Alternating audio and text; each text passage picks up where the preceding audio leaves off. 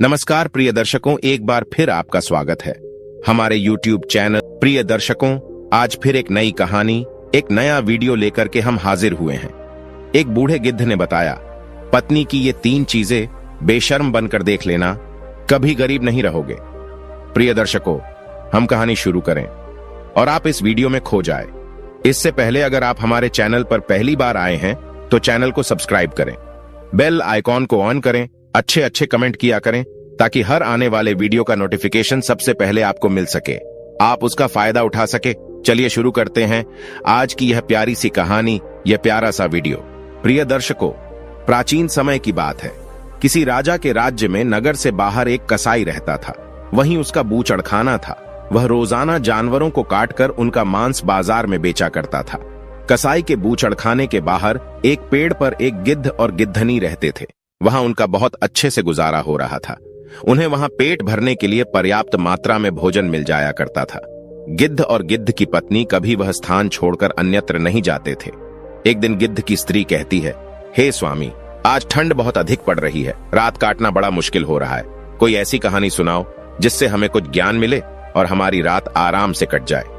अपनी पत्नी की ऐसी बात सुनकर गिद्ध कहता है, हे प्रिय, आज मैं तुम्हें आंखों देखी एक ऐसी कहानी सुनाऊंगा जो बहुत ही ज्ञानवर्धक और बहुत ही प्रेरणादायक है।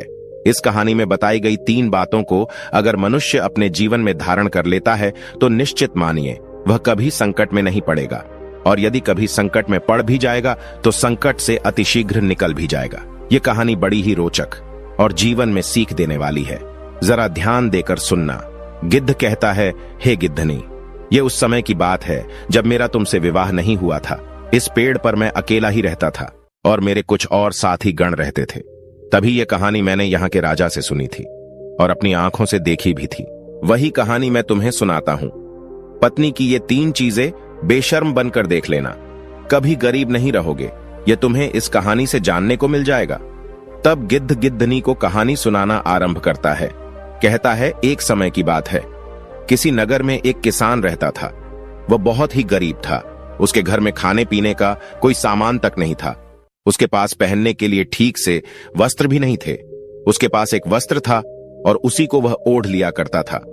उसकी पत्नी बहुत ही सुंदर थी और वह अपनी पत्नी से बहुत प्रेम करता था। गिद्ध कहता है, हे गिद्धनी, उसकी पत्नी को अपनी सुंदरता पर बहुत बड़ा नाज था। उसे बहुत बड़ा घमंड था। अपने इसी अहंकार के कारण वह अपने घर में अपनी ही मनमानी किया करती थी। प्रिय दर्शकों, स्त्रियों में यह विशेष गुण होता है कि अगर वे अत्यंत सुंदर हैं और पति उन्हें अधिक प्यार करने वाला मिलता है तो फिर वे अपनी सुंदरता का बड़ा अभिमान करती हैं। उनके अंदर व्यर्थ के नखरे बढ़ जाते हैं। अपनी पत्नी के अत्यंत नखरे देखकर किसान बहुत परेशान रहने लगता है, क्योंकि अब उसकी पत्नी उससे बात बात पर लड़ाई झगड़ा करती थी। इस तरह से उसके घर में प्रतिदिन कलेश होने लगा था। उसकी पत्नी उसे ताने भी मारती थी। उसकी पत्नी उसे ताने मारते हुए कहती थी कि तुम्हारे पास कुछ भी नहीं है, तुम तो कंगाल हो, पता नहीं मैंने तुमसे विवाह कैसे कर लिया। इस घर में न तो पीने के लिए पानी है, न ही भोजन के लिए कोई सामग्री है, और न ही पहनने के लिए कोई वस्त्र मिल पाता है। कुछ भी तो नहीं है, मैं करूं तो क्या करूं। अपनी पत्नी की ऐसी बातों को सुनकर उस किसान को बहुत बुरा लगता है और वह दुखी हो जाता है, लेकिन उसे समझ में नहीं आ रहा था कि उसके साथ ऐसा क्यों हो रहा है। किसान हमेशा चिंतित रहता था और अब उसका मन किसी भी कार्य में नहीं लगता था। धीरे धीरे फिर उसे गरीबी का सामना करना पड़ता है। प्रिय दर्शकों, आर्थिक संकट आ जाने के कारण उसे अपने सभी खेतों को भी बेचना पड़ गया, लेकिन अभी भी उसकी गरीबी में कोई सुधार नहीं आ रहा था, जिसके कारण वह बहुत परेशान रहता था। एक दिन की बात है, किसान अपने किसी कार्य से कहीं जा रहा था। तभी अचानक से उसने देखा कि एक महात्मा जी अपनी कुटिया के समक्ष ध्यान में बैठे थे। तब किसान अपने मन में कुछ विचार करता है। सोचता है कि महात्मा जी मुझे कोई ज्ञानी पुरुष मालूम पड़ते हैं, कोई पहुंचे हुए संत मालूम पड़ते हैं। क्यों ना मैं इनके पास चलकर अपनी समस्या बताऊं, और हो सकता है कि मेरी समस्या का मुझे कोई ना कोई समाधान दे दे।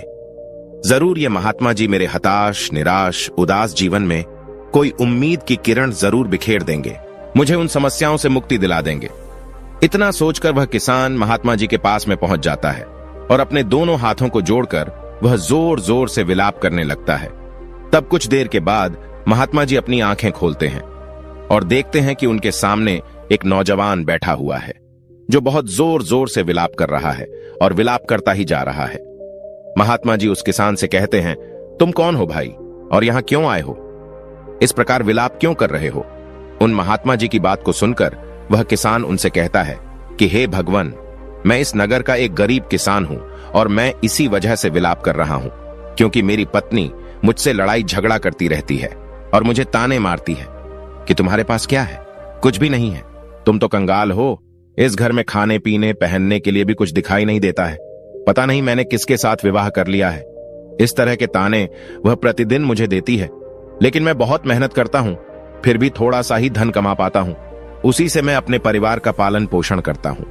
वह किसान आगे कहता है, हे मुनिवर, आप मुझे कोई उपाय बताइए। मैं ऐसा क्या करूं जिसके करने के बाद मेरी पत्नी मुझसे झगड़ा ना करे और मैं बहुत जल्दी धनवान बन जाऊं।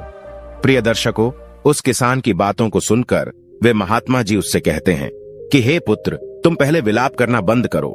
मैं तुमको 3 बातों के बारे में बताऊंगा जिससे हर पुरुष को अपनी पत्नी में अवश्य देखते रहना चाहिए। अगर कोई भी पुरुष अपनी पत्नी की इन 3 चीजों को देख लेता है तो उस व्यक्ति को धनवान बनने से विधाता भी नहीं रोक सकते हैं, क्योंकि भगवान उसकी ही मदद करते हैं। गिद्ध कहता है, हे गिद्धनी। महात्मा जी की बात को सुनकर किसान को कुछ धैर्य मिलता है। किसान कहता है, हे भगवान, आप देर न करते हुए उन चीजों को बता दें जिन्हें प्रत्येक पुरुष को अपनी पत्नी में देखना चाहिए। मैं इन चीजों के बारे में जानने के लिए बहुत ही उत्सुक हूं। तब महात्मा जी उस किसान से कहते हैं, हे बेटे, इतनी उत्सुकता ठीक नहीं है। मनुष्य को हमेशा धैर्यवान बनकर रहना चाहिए। खैर, चलिए अब मैं तुमको 3 चीजें बता देता हूं जिन्हें प्रत्येक पुरुष को अपनी पत्नी की उन चीजों को अवश्य देखना चाहिए।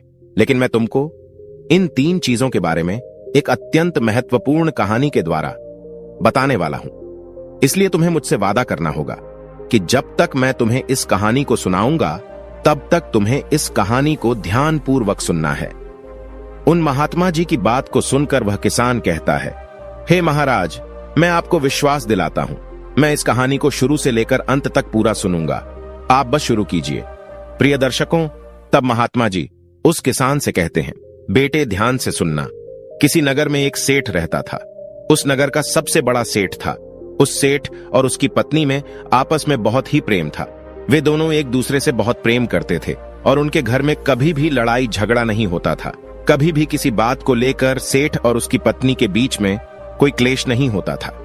इसीलिए उसके घर में सदैव माता लक्ष्मी का वास बना रहता था। उसे अपने व्यापार में कई गुना सफलता प्राप्त होती गई। सेठ और उसकी पत्नी के बीच में इतना प्रेम था कि उसके आसपास के जितने भी लोग थे उनके इस प्रेम को देख करके वे चर्चा करते थे। कुछ लोग तो उनके प्रेम को देखकर ईर्ष्या करने लगे थे, अर्थात मन ही मन जलने लगे थे। ईर्ष्या की वजह से कुछ स्त्रियां सेठ की पत्नी से बात तक नहीं करती थीं। और यह तो आप जानते ही होंगे कि एक स्त्री दूसरी स्त्री के कामों से हमेशा ईर्ष्या करती है। सेठ की पत्नी हर रोज संध्या के समय अपने घर में छत के ऊपर एक दीपक जलाकर रखती थी, लेकिन कुछ स्त्रियां उसे ऐसा करने से रोकती थीं और वे कहती थीं कि तुम रोजाना संध्या काल के समय अपने घर में दीपक क्यों जलाती हो? ऐसा करने से तुम्हें क्या लाभ होता है? तुम ऐसा मत किया करो। लेकिन सेठ की पत्नी किसी की बात पर ध्यान नहीं देती थी। वह हमेशा अपने मन का ही काम करती थी। यहां तक कि वह अपने पति यानी कि उस सेठ की भी कोई बात नहीं मानती थी और हमेशा अपनी ही इच्छा चलाती थी। और वह सेठ भी अपनी पत्नी को किसी भी कार्य को करने से मना नहीं करता था, क्योंकि वह सेठ बहुत ही बुद्धिमान था। वह अच्छी तरह से जानता था कि वह अपनी पत्नी को किसी भी कार्यों को करने से मना करेगा तो निश्चित ही उन दोनों में लड़ाई झगड़ा बढ़ेगा और प्रतिदिन क्लेश होगा, जिसकी वजह से उसका ध्यान अच्छी तरह से व्यापार में नहीं लग पाएगा और व्यापार में हानि होने लगी। जहां क्लेश होता है, लड़ाई झगड़े होते हैं, वहां दरिद्रता आने की यही प्रमुख कारण होते हैं। लेकिन सेठ इन सब बातों को अच्छी तरह से जानता था कि उसके समृद्ध होने का कारण क्या है, उसका उसकी पत्नी से झगड़ा न होना ही। तब गिद्ध कहता है, हे गिद्धनी, वह सेठ अपनी पत्नी को छोड़ना भी नहीं चाहता था, क्योंकि वह अपनी पत्नी से बहुत प्रेम करता था।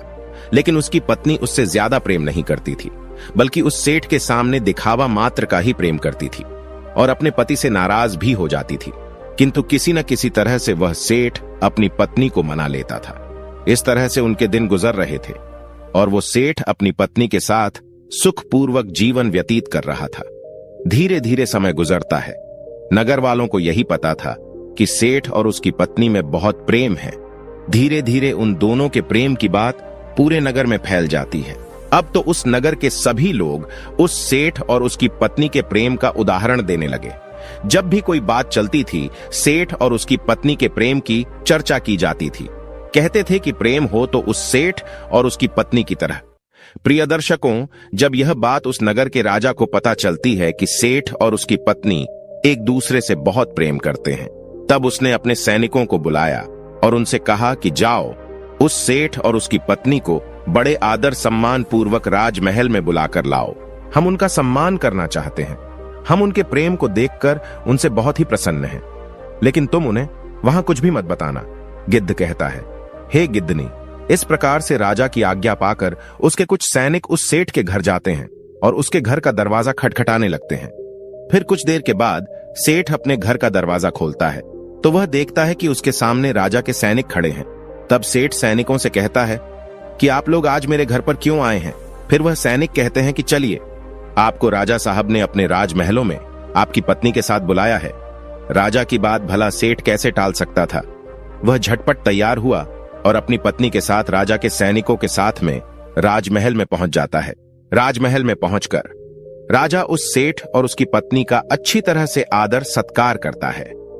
उसके बाद उन्हें थोड़ा सा धन देता है, जिसको पाकर वह सेठ और उसकी पत्नी मन ही मन बहुत प्रसन्न हो जाते हैं। पूरा दिन राजमहल में व्यतीत करने के बाद शाम के समय राजा से विदा लेकर बड़ी प्रसन्नता पूर्वक वे अपने घर को चले आते हैं।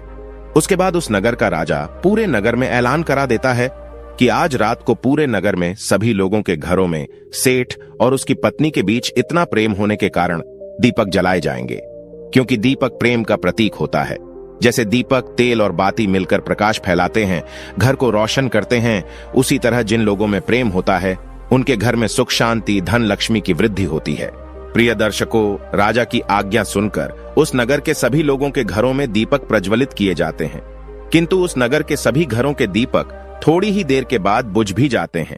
लेकिन उस सेठ के घर का दीपक अभी तक जल रहा होता है और उसका प्रकाश दूर दूर तक फैल रहा था। फिर उस नगर के राजा ने अपने मन में सोचा कि क्यों ना अब मैं बाहर चलकर देखूं कि किस किसने अपने घरों में दीपक प्रज्वलित किए हैं और किसका दीपक अभी भी जल रहा है। ऐसा मन में विचार करके राजा अपने महल की छत पर खड़ा हो जाता है और उस नगर की तरफ देखने लगता है। उसने देखा कि उस नगर में किसी के घर में कोई दीपक नहीं जल रहा है, लेकिन उस सेठ के घर में दीपक अभी भी जल रहा था। प्रिय दर्शकों, राजा उस सेठ के घर की तरफ देख ही रहा था कि इतने में वहां पर उसकी रानी आ जाती है। तब राजा साहब रानी से कहते हैं, हे रानी, नगर की तरफ गौर से देखिए। नगर के सभी घरों में कोई भी दीपक अभी तक नहीं जल रहा है, लेकिन अभी भी उस सेठ के घर में जलाया हुआ दीपक जल रहा है। इससे स्पष्ट हो जाता है कि उस सेठ और उसकी पत्नी के बीच कितना ज्यादा प्रेम है। उन दोनों के आपस में इतना ज्यादा प्रेम होने का कारण यह दीपक ही है। और इसके साथ साथ वह सेठ भी बड़ा बुद्धिमान है। वह जरूर बड़ी सूझबूझ और बुद्धिमानी से अपने घर को चलाता होगा। लेकिन रानी राजा की बात से सहमत नहीं होती है। रानी राजा से कहती है, हे महाराज, मैं आपकी बात से सहमत नहीं हूं। राजा कहता है, क्यों? तब रानी कहती है, मेरे हिसाब से उसकी पत्नी ही उन दोनों में इतना प्रेम होने का कारण है। गिद्ध कहता है, हे गिद्धनी। इसी बात को लेकर के राजा और रानी में काफी देर तक बहस होती रहती है। राजा कहता है, पुरुष ज्यादा समझदार होते हैं। रानी कहती है कि स्त्री ज्यादा समझदार होती है। इस प्रकार दोनों के बीच काफी देर तक झगड़ा होता रहता है। राजा तो उस सेठ की प्रशंसा करता है, कहता है कि सेठ के प्रेम की वजह से अभी तक दीपक जल रहा है। उस घर में प्रेम है, लक्ष्मी का वास है। लेकिन रानी कहती है, नहीं नहीं, सेठ की पत्नी की वजह से यह सब कुछ हो रहा है। और यही बात लड़ाई तक पहुंच जाती है। फिर राजा और रानी के बीच तलवारें खींच जाती हैं। राजा दोनों लड़ने के लिए तैयार हो जाते हैं। अंत में ऐसा होने ही लगता है जिससे राजा और रानी को चोट भी लग जाती है। तभी अचानक से राजा ने रानी से कहा कि हम दोनों ही लड़ाई क्यों कर रहे हैं? क्यों ना हम उस सेठ और उसकी पत्नी की परीक्षा लेकर देख लें, जिससे पूर्ण रूप से स्पष्ट हो जाएगा कि उन दोनों में इतना ज्यादा प्रेम होने का कारण कौन है। और इस तरह से राजा की बात रानी भी स्वीकार कर लेती है और कहती है, ठीक है, मैं पहले उस सेठ की पत्नी की परीक्षा लेना चाहती हूं। फिर राजा भी कहते हैं, ठीक है रानी, आप जैसा चाहें वैसा करो। आप सेठ की पत्नी की परीक्षा लेकर देख लो। वह राजा कहता है कि रानी साहिबा, पहले मैं उस सेठ की परीक्षा लेना चाहता हूं और यह देखना चाहता हूं कि सेठ की वजह से ही उस घर में लक्ष्मी का वास है। तब रानी कहती है, ठीक है, पहले आप उस सेठ की परीक्षा लेकर देख लो। प्रिय दर्शकों, फिर राजा सैनिकों को अपने पास बुलाता है और कहता है कि जाओ, उस सेठ से जाकर के कहना कि तुम अपनी पत्नी को मार डालो, और यदि तुम अपनी पत्नी को मार डालोगे तो तुम्हारा विवाह राजा अपनी रानी के साथ में करवा देंगे और तुम्हें राज्य का सिंहासन भी दे देंगे। प्रिय दर्शकों, राजा की आज्ञा लेने के बाद जो सैनिक थे सेठ के घर में पहुंच जाते हैं। सेठ के घर का दरवाजा खटखटाते हैं। उस दिन सेठ की पत्नी कहीं बाहर गई हुई थी। घर पर केवल अकेला सेठ ही मौजूद था। सेठ ने जब दरवाजे के खटखटाने की आवाज सुनी तो आकर के सेठ ने दरवाजा खोला। द्वार पर सेठ ने जब सैनिकों को देखा तो पूछने लगा कि आप लोग यहां कैसे आए हैं। तब सैनिकों ने सारा हाल बता दिया और कहा कि राजा साहब ने हमें आपके पास भेजा है। उन्होंने कहा है कि यदि तुम अपनी पत्नी को मार देते हो तो तुम्हें यहां का राज सिंहासन दिया जाएगा, तुम्हें यहां का राजा बना दिया जाएगा और राजा अपनी पत्नी के साथ में तुम्हारा विवाह भी कर देगा। प्रिय दर्शकों, यह सुनकर के सेठ बहुत ही क्रोध में आ जाता है और कहता है कि खबरदार, जो ऐसी बात कही तो जाओ और जाकर राजा साहब से कह देना कि मैं अपनी पत्नी के साथ ऐसा हरगिज नहीं कर सकता। मैं अपनी पत्नी को कभी नहीं मार सकता, चाहे मेरी जान ही क्यों ना चली जाए, लेकिन मैं पत्नी की हत्या नहीं कर सकता। मुझे राज्य नहीं चाहिए और उस रानी से भी विवाह नहीं करना है जिसकी आप बात कर रहे हैं। मेरे जीते जी मेरी पत्नी का कोई कुछ नहीं बिगाड़ सकता, क्योंकि मैं अपनी पत्नी से बहुत प्रेम करता हूं। सैनिक जाओ, यह संदेश जाकर के राजा से कह देना कि चाहे मेरी जान ही क्यों ना ले ले, लेकिन मैं अपनी पत्नी की हत्या नहीं कर सकता। प्रिय दर्शकों, राजा के सैनिक उस सेठ की बात को सुनकर के वहां से वापस राजा के पास पहुंच जाते हैं और सारा हाल सेठ का राजा को सुनाते हैं। तब राजा रानी से कहता है, देख लिया रानी, सेठ का प्रेम उसकी पत्नी के लिए कितना है। वह सेठ अपनी पत्नी से कितना प्रेम करता है। उस सेठ के प्रेम की ही वजह से उस घर की बरकत होती चली जा रही है। उस घर में लक्ष्मी का वास है, उस घर में खुशियां दिखाई दे रही हैं। तब रानी कहती है, नहीं महाराज, यह सत्य नहीं हो सकता। अब मेरी बारी है। अभी तो आपने उस सेठ की जांच की, अब मैं उसकी पत्नी की परीक्षा लूंगी। राजा कहता है, ठीक है रानी साहिबा, अब तुम सेठ की पत्नी की जांच करके देख लो। प्रिय दर्शकों, फिर वो रानी भी कुछ सैनिकों को पास में बुलाती है और उनसे कहती है कि जाओ, नगर में रहने वाले उस सेठ की पत्नी से जाकर के कहना कि राजा ने कहा है कि अगर वो अपने पति को मौत के घाट उतार देती है तो मैं उसको अपनी रानी के रूप में स्वीकार कर लूंगा और उसे सदैव अपनी पटरानी बना करके रहूंगा। प्रिय दर्शकों, उधर गिद्ध गिद्धनी को कहानी सुनाता है। उधर महात्मा जी उस किसान से कहते हैं कि रानी की आज्ञा पाकर उसके सैनिक उस सेठ के घर की ओर चल देते हैं और उसके घर पर पहुंचकर क्या देखते हैं, सेठ की पत्नी उस समय पानी लेकर के आ रही थी। धीरे धीरे जब वो सैनिकों के पास वे पहुंच जाती हैं, तब सैनिक सेठ की पत्नी से कहते हैं कि राजा साहब ने आदेश दिया है कि अगर आप अपने पति को मौत के घाट उतार देती हैं तो राजा साहब तुमसे विवाह कर लेंगे और तुम्हें अपनी पटरानी बनाकर रखेंगे।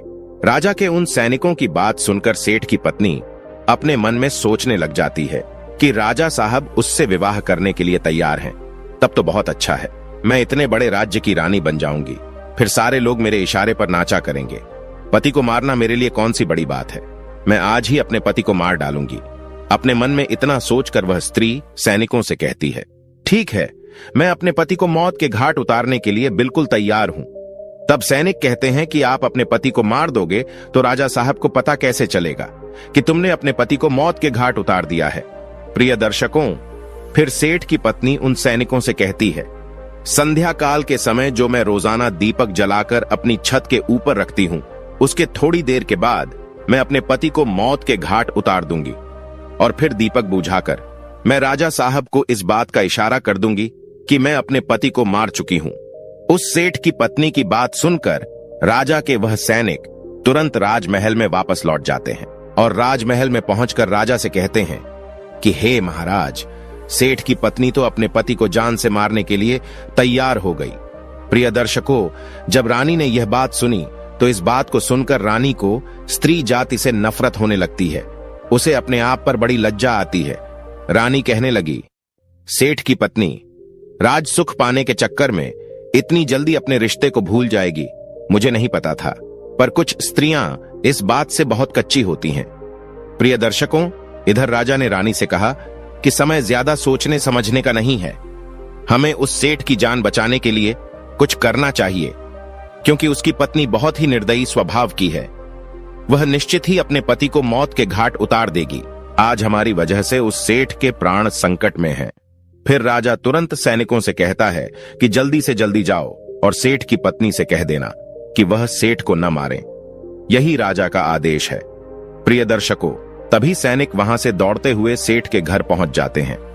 वहां पहुंचकर देखते हैं कि उस सेठ की पत्नी ने अपने पति को दिन में ही मौत के घाट उतार दिया था। यह दृश्य देखकर सभी सैनिक आश्चर्यचकित थे। वे सेठ की पत्नी को डांटते हुए कहते हैं कि तुमने तो हमसे कहा था कि तुम सेठ को रात में मौत के घाट उतार दोगी, लेकिन तुमने सेठ को दिन में ही क्यों मार डाला? राजा के उन सैनिकों की बात सुनकर उस सेठ की पत्नी उससे कहती है, मुझे तो अपने पति को मारना ही था और मैं इसे बहुत पहले ही मार देना चाहती थी, परंतु कोई सही मौका ही नहीं मिल रहा था, इसलिए मैं अपने पति को कभी नहीं मार पाई। आज मैंने सोचा कि राजा की आज्ञा है तो मुझे किस बात का डर है, इसलिए मैंने रात का इंतजार करना उचित नहीं समझा और दिन में ही अपने पति को मौत के घाट उतार दिया। मैंने सोचा कि शाम होने पर मैं दीपक बुझा दूंगी। सेठ की पत्नी कहती है कि दिन को मैंने अपने पति को मौत के घाट उतार डाला है। क्या अब राजा साहब मुझे अपनी रानी बनाएंगे? सैनिकों ने कहा, यह तो आप चलकर स्वयं राजा साहब से ही पूछ लीजिए। प्रिय दर्शकों, फिर सेठ की पत्नी और सैनिक राजमहल में आते हैं। सैनिक राजा साहब को सारी बात बता देते हैं, जिसे सुनने के बाद राजा साहब बहुत क्रोधित हो जाते हैं और सेठ की पत्नी को बंदी बनाकर कारागार में डाल देते हैं। इस तरह से राजा अपनी पत्नी रानी पर भी गुस्सा दिखाता है और कहता है कि तुम्हारी वजह से उस सेठ की जान चली गई। अगर हम तुम लड़ाई न लड़ते, आपस में बहस न करते, तो शायद उस सेठ की जान नहीं जाती। प्रिय दर्शकों, वो रानी बहुत ही दुखी हो जाती है और अपने को बहुत कोसने लगती है। वह कहती है, हाय, मैंने ऐसी शर्त क्यों लगाई, ऐसा विवाद आपस में खड़ा क्यों किया। प्रिय दर्शकों, उसके बाद रानी को स्त्री जाति से नफरत होने लगती है। कहती है, ऐसी स्त्रियों की वजह से सारी स्त्रियों पर उंगली उठती है कि स्त्री जाति धोखेबाज होती है। यह सोच करके रानी बहुत दुखी रहने लगती है। उधर महात्मा उस किसान से कहते हैं कि पुत्र, चलिए अब मैं तुम्हें उन 5 चीजों के बारे में बताता हूं जिसे प्रत्येक पुरुष को अपनी पत्नी की अवश्य देखना चाहिए और जिसे देखने के बाद वह घर कभी गरीबी कंगाली में नहीं रहता, उस घर में कभी लड़ाई नहीं होती, घर में लक्ष्मी का वास हो जाता है। गिद्ध बोला, हे गिद्धनी, पत्नी की पहली चीज पुरुष को यह देखनी चाहिए कि वह कहां पर आ जा रही है। प्रिय दर्शकों, जो पुरुष अपनी स्त्री की यह चीज देखता है कि पत्नी कहां पर आ रही है, कहां पर जा रही है, तो उसके घर में कभी लड़ाई झगड़ा नहीं होते हैं और वह अपनी पत्नी के ऊपर नियंत्रण कर पाता है। दूसरी चीज है, पुरुष को पत्नी के अंदर यह चीज देखनी चाहिए कि उसकी पत्नी के बोल चाल कैसी है, वह अपने पति की इज्जत कर रही है कि नहीं, अपनी पति की बात मान रही या फिर नहीं। जो स्त्री अपने पुरुष की बात नहीं मानती है, अपने पति की इज्जत नहीं करती है, वह अपने पति के साथ कुछ भी कर सकती है, जैसे कि उस सेठानी ने उस सेठ के साथ किया था। इसलिए हर पुरुष को अपनी पत्नी की यह चीज देखनी चाहिए। तीसरी चीज, वह साधु उस किसान को बताता है कि हर पुरुष को पत्नी के चाल चलन जरूर देखना चाहिए। प्रिय दर्शकों, जो पुरुष अपनी पत्नी के चाल चलन देखता है और उसके चाल चलन पर उससे ज्यादा प्रेम नहीं करता है, उसको अपने नियंत्रण में करके रखता है, तो उसके घर में लड़ाई झगड़ा कभी भी नहीं होते। प्रिय दर्शकों, जो स्त्रियां अपने घर पर मनमानी चलाती हैं और पति की बातों को नहीं मानती है, उनके घर में इस तरीके की मुसीबत आती है। महात्मा जी उस किसान से कहते हैं, बेटे, जो भी पुरुष, जो भी मनुष्य अपनी पत्नी की 5 चीजें गौर से देख लेता है, उसके घर में सुख शांति बनी रहती है। उसकी स्त्री भी चरित्रहीन कभी नहीं होती और वह बुरे कर्मों से बची रहती है, अर्थात जिसके कारण कभी आपस में पति पत्नी में झगड़ा नहीं होता। और ये तो बेटा तुम जानते ही हो कि जहां झगड़ा नहीं होता, जिस घर में कलह क्लेश नहीं होता, जिस पति पत्नी में अत्यधिक प्रेम होता है, तो उसी घर में खुशियां भी आती हैं और उसी घर में लक्ष्मी का वास होता है। मेरे कहने का मतलब है कि जो पति अपनी स्त्री की बात को मान लेता है, चाहे वह गलत करे या न करे, गलत भी कर रही है तो भी मान लेता है, उसे कुछ कहता नहीं है, तो उसका भी हाल उस सेठ की तरह हो जाता है। इधर गिद्ध गिद्धनी से कहता है, प्रिय, स्त्रियों की इन 3 चीजों को पुरुष को देखते रहना चाहिए। गिद्धनी बोली, पिया जी, अब मैं समझ गई हूं कि आप मुझे इतना प्रेम क्यों करते हैं, क्योंकि हर समय मेरी देखभाल करते रहते हैं। मुझे आपकी कहानी से बहुत अच्छी सीख प्राप्त हुई है।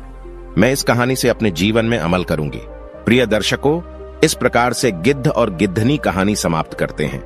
उधर किसान भी महात्मा जी की बात सुनकर अपने घर को लौट आता है और उसी प्रकार चलता है जैसा महात्मा जी ने बताया था। तो धीरे धीरे करके उसके जीवन में सुख, शांति, आनंद, प्रेम लौट आता है। प्रिय दर्शकों, हमारी आज की कहानी यहां समाप्त होती है। हम उम्मीद करते हैं कि आपको हमारी आज की यह कहानी, आज का यह वीडियो पसंद आया होगा और आप इससे ढेर सारी प्रेरणा लेंगे। मिलते हैं अगली ज्ञान चर्चा के साथ अगले वीडियो में। तब तक के लिए नमस्कार, धन्यवाद।